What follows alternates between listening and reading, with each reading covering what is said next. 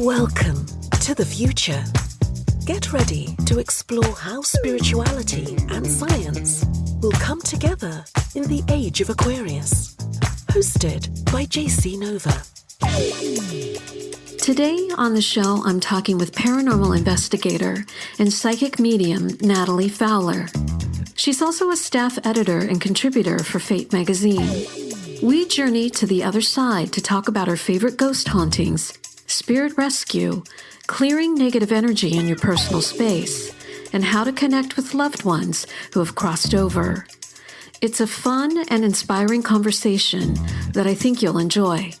Now, on with the show.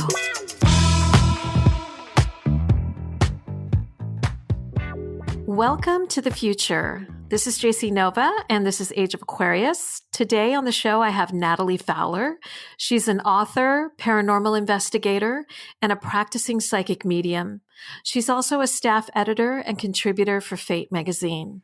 Welcome to the show, Natalie. Thank you so much for having me. It's so nice to have you. When I was reading your background, I was so excited because there's so many interesting things that we can talk about today. Yes, that's for sure. I have quite the background. So let's start off first about the paranormal world. What first interested you in the paranormal world? Did you have an experience? Is it something that your family was interested in? I'm curious to learn more about that. Sure. I've always had a fascination with ghosts. Ever since I was a little girl, I was that kid at the campfire who just couldn't get enough. And it wasn't necessarily that I was particularly brave. I just really wanted to know more about them.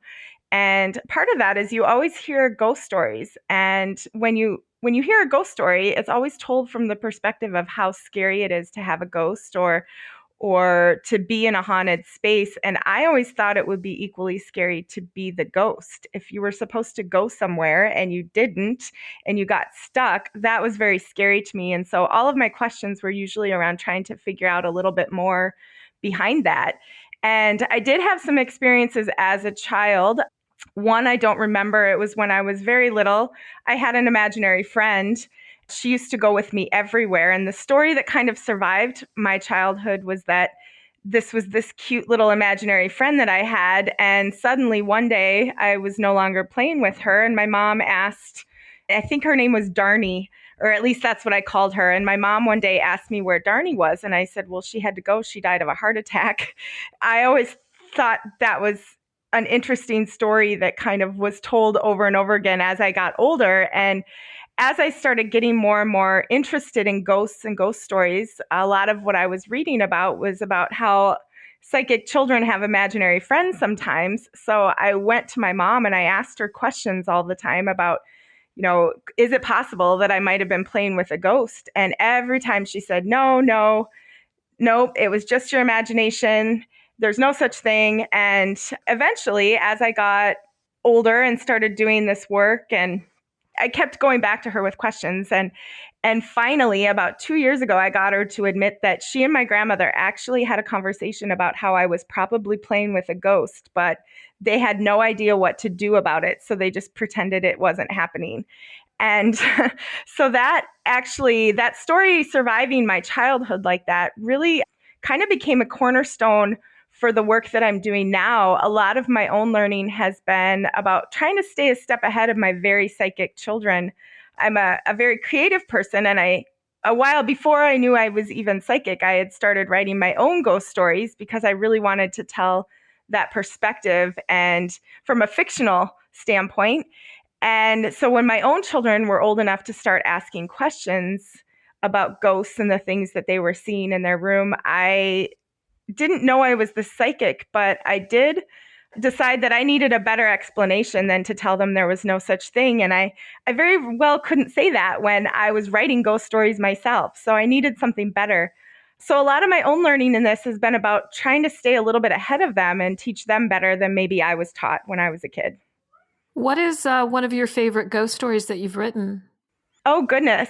That's like trying to say I have a favorite child. How many children do you have? I have 3. No, I've written a lot of different things. When I first started writing fiction, I actually have a law background. I was trained as a lawyer.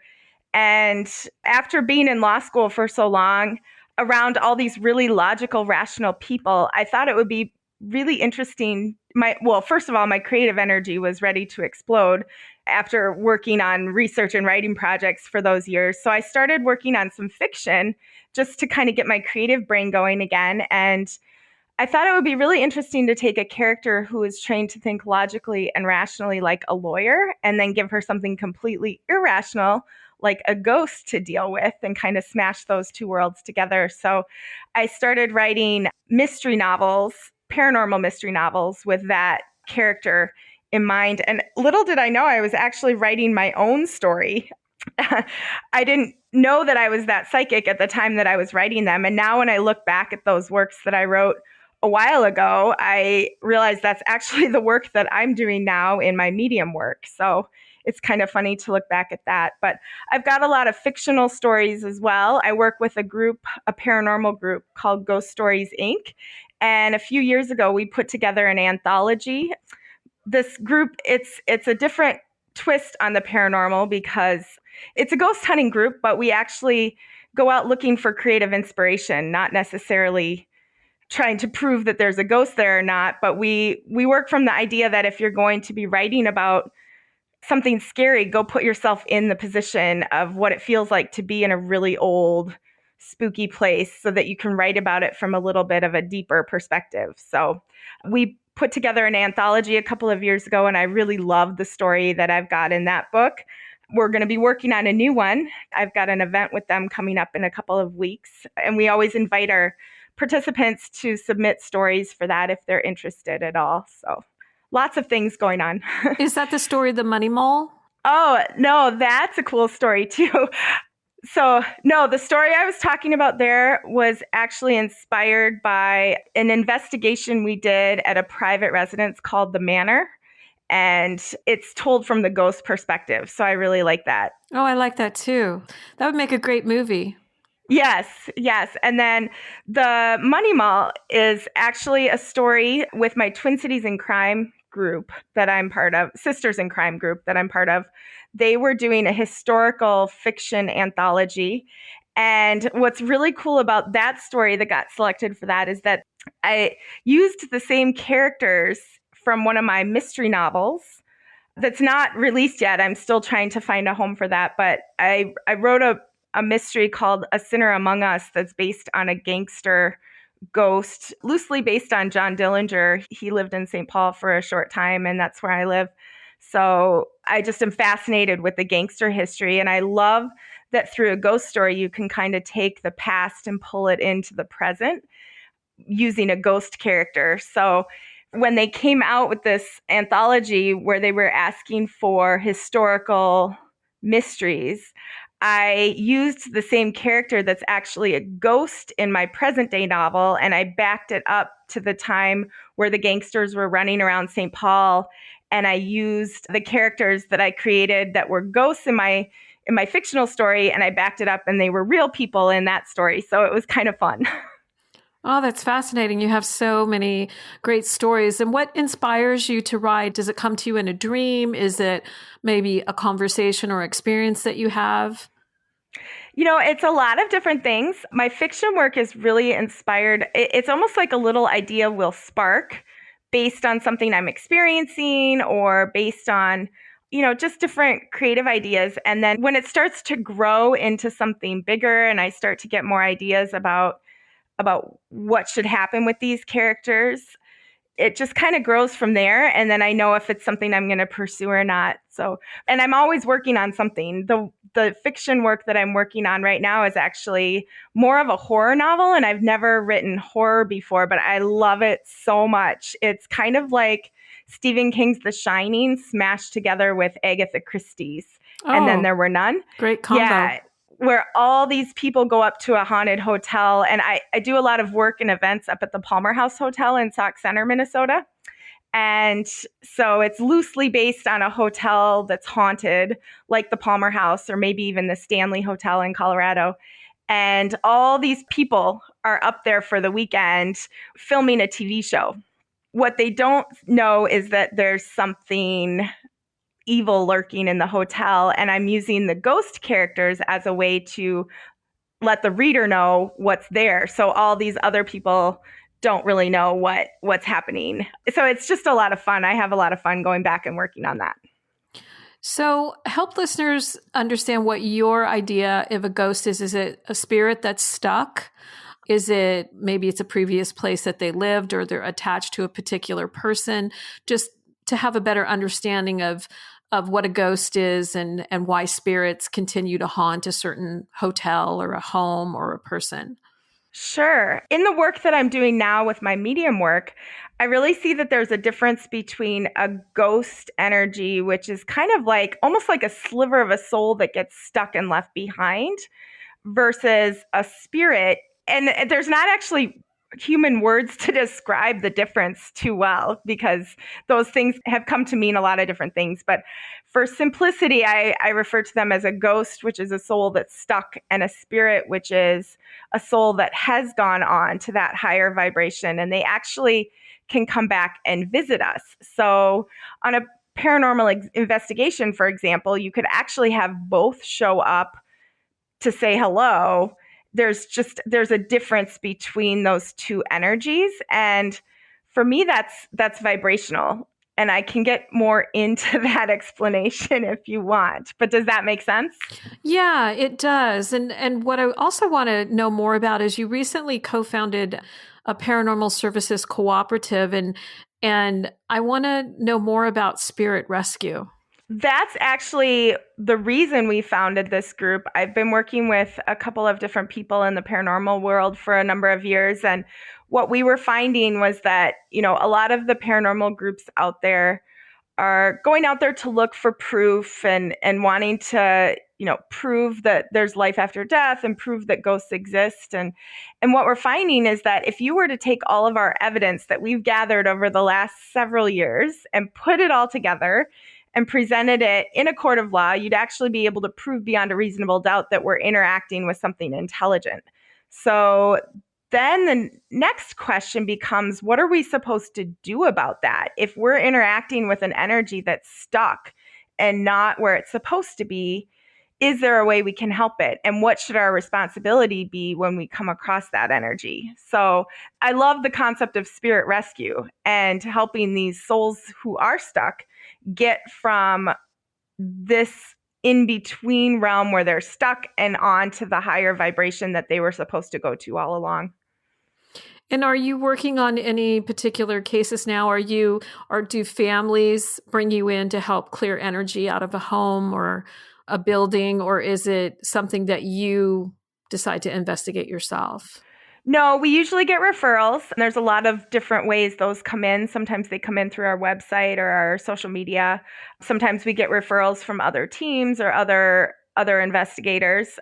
And I do a lot of that work actually in my own practice as a medium. I do go in and clear houses and space. But yeah, the referrals come in from a lot of different ways, and then the team gets together and we'll go try to help the homeowner or business owner.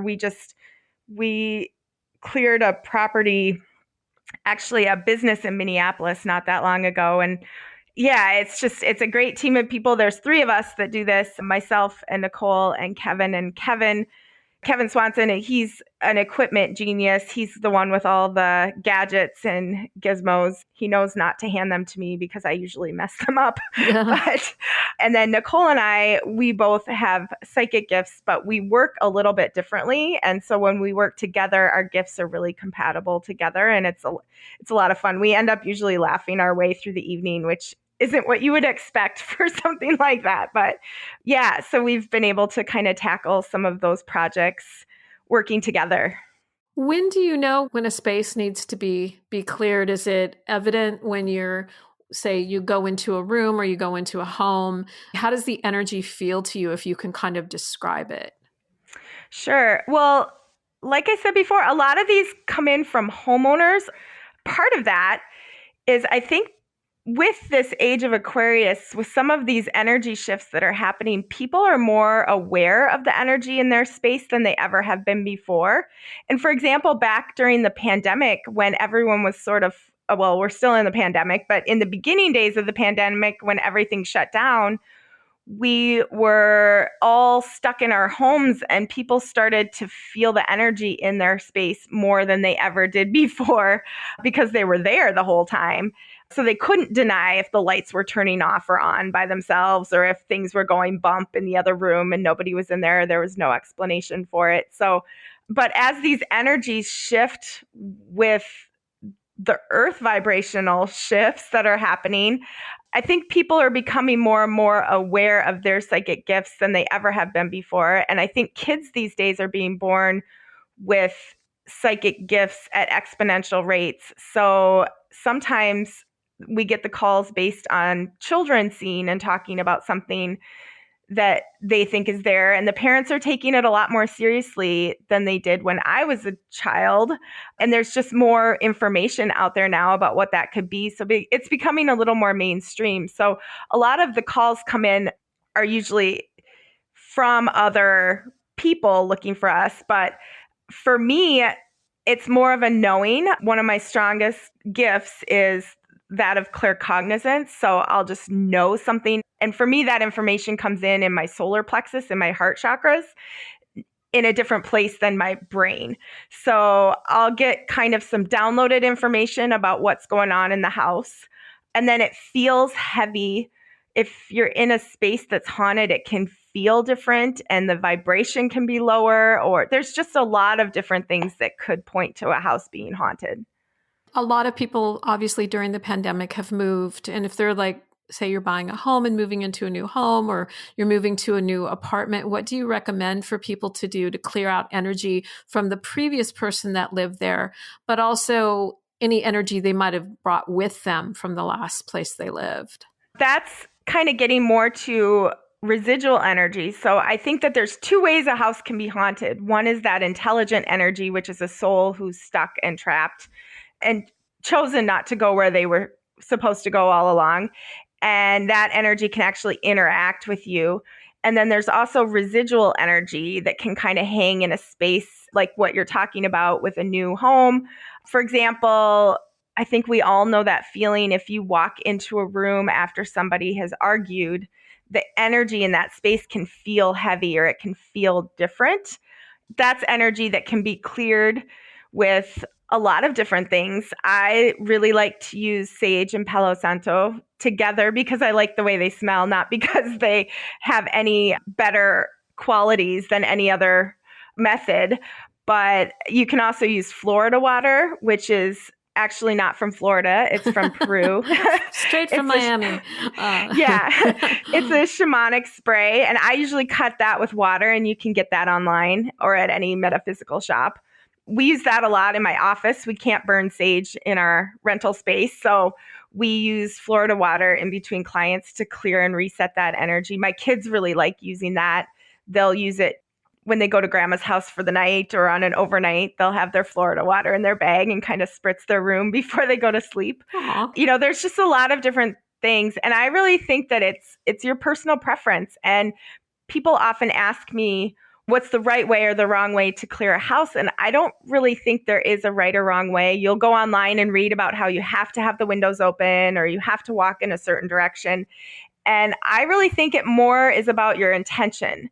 I'm intending by my actions now to reset the space here. And that goes so far. And I usually say something standard, like I hereby break up and release all of the negative energy in this space. May peace, light, and love be ever present. And I'll just repeat that in my head as I'm walking around a space. And I'll go in whatever direction I feel called in the moment. Sometimes I will feel called to have the windows open because it gets smoky, but that doesn't really matter. And again, it goes to your intention. So the more you start to worry about, oh no, I did it wrong by walking in the wrong direction, or oh no, I forgot to open that window in the bedroom, then that actually takes away from your intention, and that's how you do it wrong.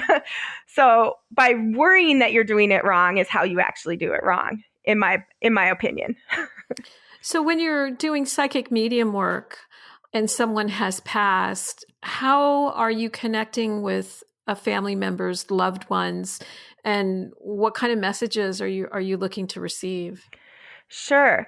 Well, when I'm working in my office with a one-on-one client session, and I do those in my office or on Zoom, and it doesn't really matter for me because the connection is the same either way. And for those sessions, I work really hard to keep my ego out of it. The way that I connect my energy to someone else's is very intentional so that it's not about what I want to have happen in that reading. It's about what's in the greatest and highest good of my client. So, for example, if it's not in your greatest and highest good for a loved one to come through, then that won't happen because that's the intention I set. So sometimes people are worried that they don't want to talk to somebody that went on to the other side. And your guides and angels are absolutely not going to let that happen if that's not in your greatest and highest good. And so I'm always just asking for whatever is in the greatest and highest good of my client and working with their guides and angels to make sure that they get the messages that they need. So, I like to explain it as, we're down here on this earth in these human bodies, and we can see right in front of us and we can see to the left or right and we know where we came from. But our guides and angels are working more of a chessboard strategy. So they know what they're trying to get us to do 5 steps ahead from now. But of course, our free will, free choice in these human bodies gets in the way a lot. So I try to tap into that chessboard perspective guidance. So hopefully get you the shortcut way to go about it and get the messages from them. They know what they're trying to get us to do. And usually our intuition is what is kind of guiding us to go one direction or the other. And the more we tune into that, the more we can actually get that guidance for ourselves. But we all have had those stories where we didn't listen to that gut instinct. And, maybe it took us longer to get to where our guides and angels were trying to get us to go. So I have a question about when a person has passed, and I know I can speak for myself, like sometimes I can be driving my car, I might be somewhere. My mom passed about 10 years ago, and sometimes I can strongly feel her energy. For me, I'll try to have a conversation with her, and it's always like I will say something to her, and then it's almost like I feel like I'm getting an answer from her, but I like hear the message in my head, like as if she's responding to me. And I'm just curious if you can share some experiences that you've had with people that you've read for, or just other people on how they connect with loved ones that have moved on, and what are some steps they can take if they would like to connect with someone. Of course. I think that's so important with this work is to help people understand that heaven isn't this far away place like we were taught in Sunday school. Heaven gets to be wherever our loved ones want it to be. And a lot of times their heaven is right here with us. So they're checking in on us all the time. And there are so many ways that we can know that they're with us. And that's another great part of these energy shifts that are happening. It's easier than ever for spirit to get messages through to us. And that's definitely includes our loved ones on the other side. So everybody's wired a little bit differently. So your gifts might work a little bit differently. So, and that was something that I struggled with when I was learning this. I would go to classes or I would read books, and I would think that just because I wasn't doing it the way the instructor was, I was doing it wrong. And it's not at all that it's wrong. It's just everybody's wired differently. So there are lots of examples. So for example, when you talk about hearing your mom's voice in your head, that's your gift of clairaudience. And some people have that stronger than others. For me, I have a lot of clairsentience, which is that getting psychic information through the emotions. So a lot of times when I'm doing a reading, I'll get emotions coming through. I'll get a lot of personality traits in a session, a lot more than I'll get an actual name or physical description, although that does come in too. But mostly for me, I'll pull in a lot of impressions that can give you a lot of validation in their personality. Our bodies are really good receivers. So when you feel a loved one come in, sometimes that amount of unconditional love that we're feeling from the other side comes in with so much emotion that our physical bodies can't even process it. So it almost causes us to cry, not because we're sad, but just because that unconditional love is so overwhelming. We sort of have to squeeze it out in our tears as a way to process it through our human body. And animal signs, I know my dad is showing up for me all the time with hawks and eagles. My grandmother prefers cardinals, so I'll see a cardinal and I'll think of her. Or songs on the radio. Oh my gosh, I have the best story about my dad. I was puzzling through something. I have a playlist that's about 50 to 60 songs. We've got this random mix of a playlist going where our only rule is you have to want to sing aloud to it. And there was a song that came on, and the lyrics were exactly what my dad would have said to me if he were sitting there having this conversation, and I could feel his energy around me. And I was crying and laughing about it. And I kind of made a joke, and I'm like, okay, Dad, I get the message. I wonder what song you're going to play next. And the song ended, and the exact same song started over again, which should not be physically possible on the algorithm for the shuffle playlist on your iPhone. That was huge validation that he was right there with me. So there's so many different signs that can happen and throughout our day, and we just have to be paying attention. And also, sometimes I'm very guilty of this. My logic lawyer brain will hijack that, and I'll start, not as much now, but in the beginning when I was kind of opening up to my gifts, my logic brain would click on and be like, oh, that's not possible, or oh, that's just a coincidence. And what I say to that is, for example, our angels and our loved ones can often send us heart shapes or feathers or, different things like that. And so, for example, if you walk outside and you look up at the sky and you see a heart shape made out of the clouds, our first instinct is to say, oh, the clouds make a lot of different shapes. Of course, one of them is going to look like a heart. But to that, I always suggest stop for a minute and think, how many times did you look up at the sky that day? And chances are that was the only time you looked up. So it's almost like there has to be two parts to a sign. Number one, it has to be there in the first place. And number two, our attention is drawn to it. So it's like we get the nudge to look up at the sky at the exact moment that there's a heart there. So that's actually those two things working together is what makes a good sign. Do you think it's helpful for a person if they're trying to connect with a loved one to practice, say, meditation, or do you recommend crystals or sage? Because I think anyone, as we work and we're busy with life, it can sometimes be stressful, or maybe you're caught up with work or school. Are there any suggestions or recommendations that you have that a person can kind of clear the energy so that it invites spirit to come in so that they are able to connect with loved ones more easily?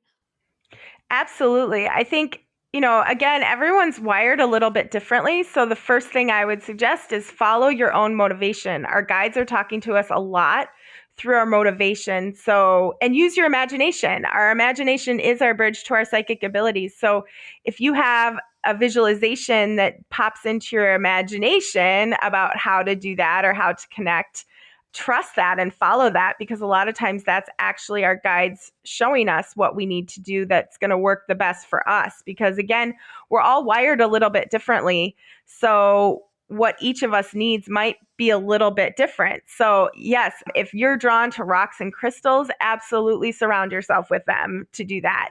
If you need a quiet space, or there's even a lot of YouTube channels online now doing, my colleague Meredith, who practices astrology, she's been talking a lot about the Hertz sound vibrational meditations that you can do online. All of that can help open up your gifts, open up your ability to meditate at a stronger level. So trust what you're motivated to do, because that's going to usually be what you need. And I found that a lot of people don't realize that they get to count their moving meditation as meditation time too. For example, my energy, the way I'm wired, I often have my best meditations if I'm moving my body. So that means working out, or I prefer to walk or run around a track indoor in the winter because I'm an indoor girl in the winter. But I like to run around a track because then I don't have to worry about getting lost or hit by a car. And my mind can kind of go wherever I need it to. And there will be days if I'm working out and running like that where I will actually lose 20 minutes and look up at the clock again, and I won't really know where I've been those last 20 minutes. But And then if I sit down on the track to stretch after, that's usually when I can do a really cool visualization meditation to tap into that. But sometimes our energies are wired in a way that we need to move our bodies a little bit first. And people don't realize that you actually can count a moving meditation as meditation time too. Do you feel like people that we're connected with, whether it's family, friends, loved ones, do you believe in like a soul collective or a group of spirits that travel together through time? Yes, absolutely. I see that in readings. And then I mentioned her already. I work with an astrologer 2 days a week, Meredith. We offer joint readings where you get both the astrology chart and the psychic all in one. And she can a lot of times see that in the birth chart, which is really cool. Just our different connections with our loved ones, or being able to confirm that there was a past life connection with someone. And it's a tough run on planet Earth, on this Earth spaceship. So we do have those connections where we come back again and again with the same people. And I love that idea. And there are certainly people in your life that you'll meet where you feel like you've known them forever when maybe you just met 5 minutes ago. And that can be a sign that that connection transcends this lifetime. So now that we're going into the age of Aquarius, some people say we are in the age of Aquarius or we're going into the age of Aquarius. How do you feel the world is going to be changing on a consciousness level during this time period? That's such a loaded question now, isn't it? Whatever it means to you. It means a lot of things to different people. Sure. Well, what I'm seeing in my practice is it's almost like there's two different realities playing out on Earth. And one of the things that I think is the most important with the way these energies have shifted now that we're in the age of Aquarius is our power of manifestation has amplified. So it's so important to keep our thoughts positive, because that's going to keep drawing positive energy into our life, like attracts like with this. And I'm really seeing that play out in the collective and in my own personal relationships. Anyone who's going through life right now with a more negative, low vibrational victim mentality approach is drawing that stuff their way so much faster than before. And anyone who's kind of more in that high vibration, positive energy that they're putting out there, the positive stuff is coming back faster than before. So it's so important right now to keep our thoughts positive and looking forward, and so we can keep drawing that positive energy in. And it'll be really interesting to see what happens. I think, there's just so much happening day to day with everything that it's hard to keep track.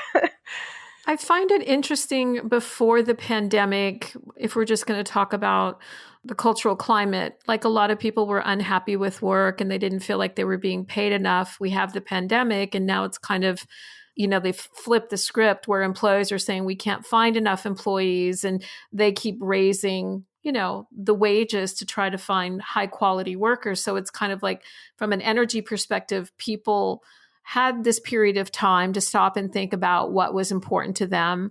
And a lot of my friends have moved to different states, even different countries. They've changed careers. I'm just curious what you're seeing in your practice, what people are sharing with you. Are they hopeful? Are they scared?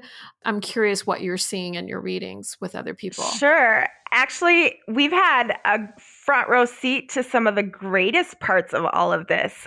It's like everyone's waking up, which I think is amazing. And my son had a really good explanation for the whole shutdown and pandemic. It's like when you reboot a computer and turn it back on again, not everything comes online all at once. Every system has to come back on one at a time. And we had the opportunity as a collective to do that together, shut down, and then decide what are we going to take back online? What is important? What's not? What was part of the rat race? What's part of what I truly want to do with my life? So we're seeing a lot of course correction in all aspects of life, which is so amazing and cool. And kind of exactly what was supposed to be happening with all of this. People are realizing this isn't what I want out of my life. I want to go do this, that, or the other thing. Or we're hearing in our practice, getting laid off from the pandemic was actually the best thing that happened to me, because it gave me the courage to go do this other thing that I really wanted to do. And I never had the motivation to do it. So I think that is one of the greatest things from all of this, is that a lot of people are finding their course correction that wouldn't have had the opportunity to do that otherwise. Maybe you can help explain for listeners, when you make a big shift in your life, you change jobs, you move, you end a relationship, how does that work with energy? Because your energy is tied to, say, that person you're no longer with, or it's tied to that home you used to live in, or that job you used to have. And now all of a sudden you're moving into a completely different new space, new channel.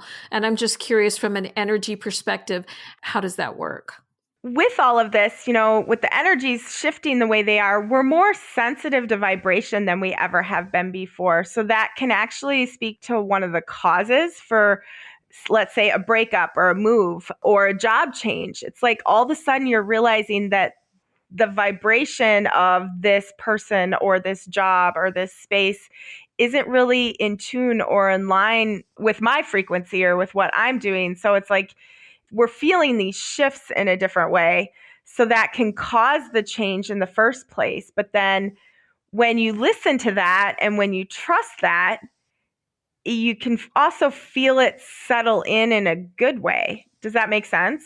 Yeah, it does make sense.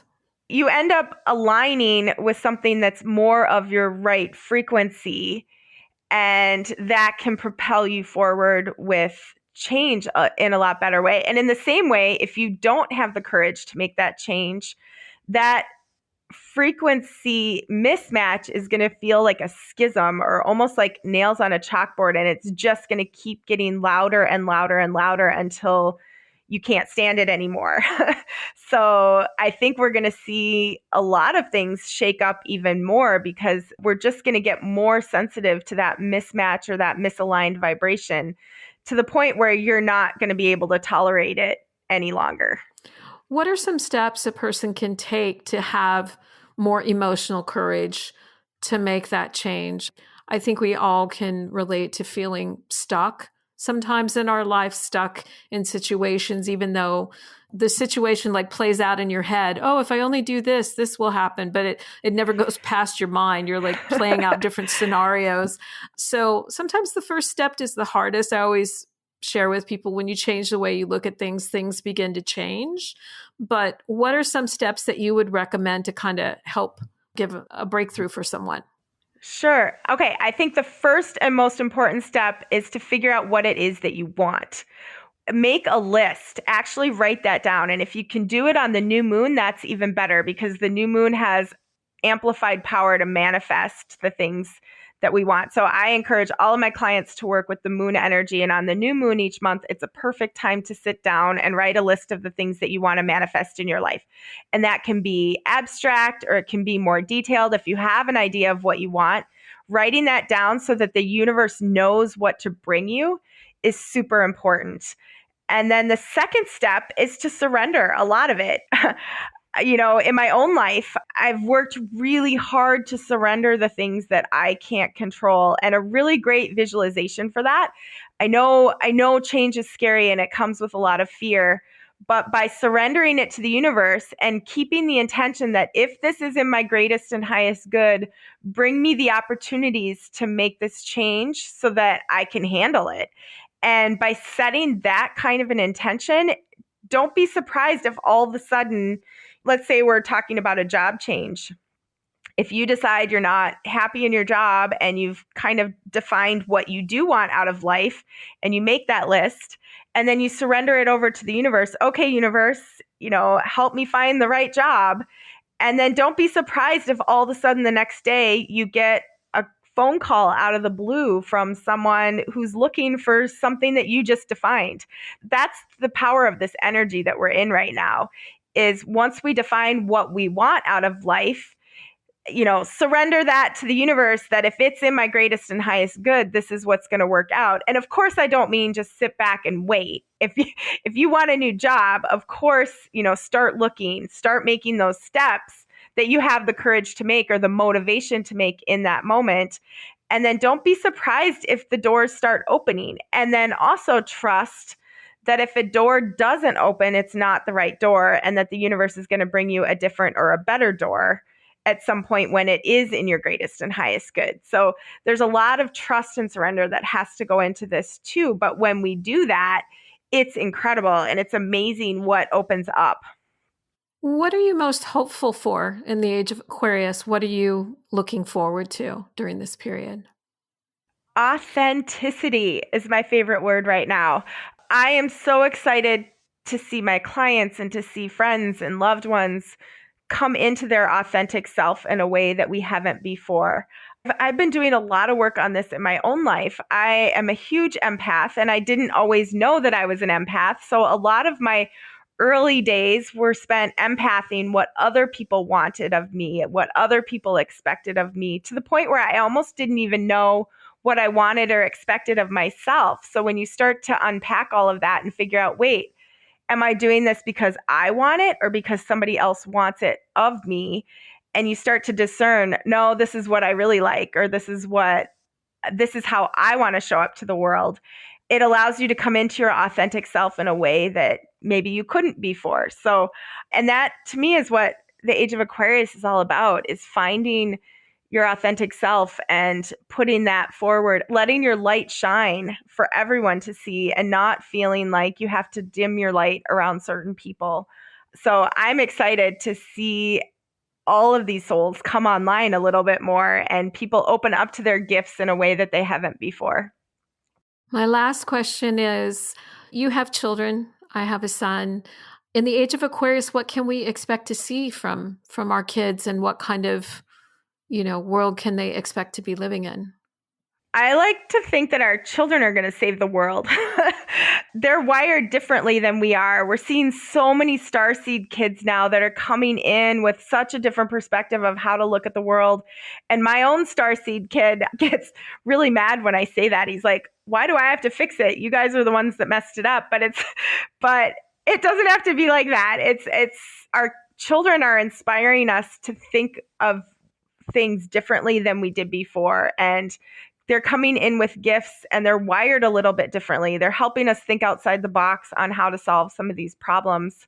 They're living more authentically than maybe we got to as children. And so seeing that and just watching parents support their children by following their intuition with their kids.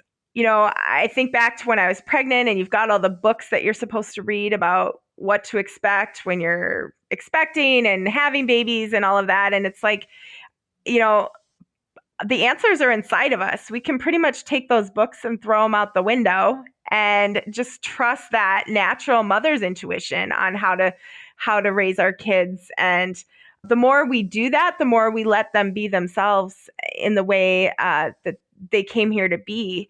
And of course, that still means all the things with setting boundaries. But I think we get so programmed into what we're supposed to be doing, or you've got the experts saying, well, you have to do this with your kid. But I think the more we go inside of ourselves to feel the answers, is that expert right? Or is this what my kid needs? We know our kids better than anybody. And the more we start to listen to that voice inside, the more we can encourage our kids to be their own authentic selves.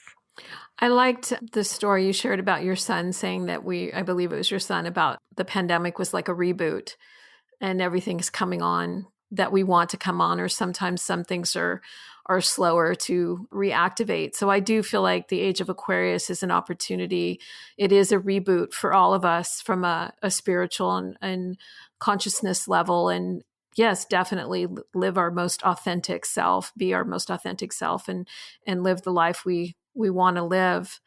I really enjoyed this conversation. It's so fascinating. What's the best way listeners can contact you for a reading or learn more about your paranormal work? I've got a website, and it's just my name, nataliefowler.com. So when you go there, you can find all of my things, my books. I've got a lot of links to articles that I've written. I'm trying to keep a blog now of all the things that are coming forward during my sessions because I find myself repeating things over and over again. So if I find myself doing that, I'm trying to just blog it so that everyone can go there and find it. And I don't have to spend the time in a session talking about it. I can tell them to go read about it on my blog. So that I'm going to be working on adding to as the year goes on and as we move into these new energies. So just everything can be found on my website. That's amazing. And do you have any events coming up that you want to share, or any virtual events, or something that maybe it's not completely put together yet that people can look forward to, and then maybe this summer or something? Yes, I send a newsletter every now and then. So the best way to keep track of my events is to sign up for my newsletter. But I do have a big event coming up in April. Meredith and I talked about her before. She's an astrologer and we work together. We actually found out we worked well accidentally together one night when we were out at a happy hour. And someone asked a question about what was going on in their chart. So she pulled up the birth chart and she said, well, I can see this symbol and I can see that symbol, but I don't know how that's going to play out in your life. And as she said that, all of my gifts clicked on and I started to get downloads of information. And I said, oh, well, I know how that's going to look. And I started talking and she looked at me and she's like, what? And so now our joint cards read, an astrologer and a psychic walked into a bar, because that's actually what happened. And we finally thought of the punchline, and the punchline should be, they should have seen it coming. We are doing an event together in April at the Palmer House Hotel in Sauk Center, Minnesota, that I am so excited about. This is something we started planning before the pandemic and everything got canceled. So now we're putting it together in a whole different way. I think it's the weekend of April 9th, and we'll be up there by Wednesday night. So on Thursday and Friday, we're offering an event rate for anybody who wants a joint psychic astrology reading with the two of us.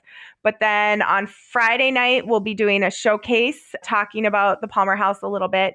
And on Saturday, we've put together a couple of different workshops. One is enhancing your psychic gifts using your astrological birth chart, because we are all wired a little bit differently, and our birth charts can really help us tap into the best way to use our own spiritual gifts. You know, some of the questions you were asking for before about whether to use rocks or crystals, the birth chart can actually give us a lot of information about what works best for each person. And then we're also going to be doing an afternoon workshop on shadow work. Shadow work is going to be a huge theme this year. And this is a brand new class that we're putting together now. And I think it's going to be so important as we move into some of the collective karma right now. We're going to be all called to do a little bit more shadow work than we have before. And so it's important to kind of know how to head into that.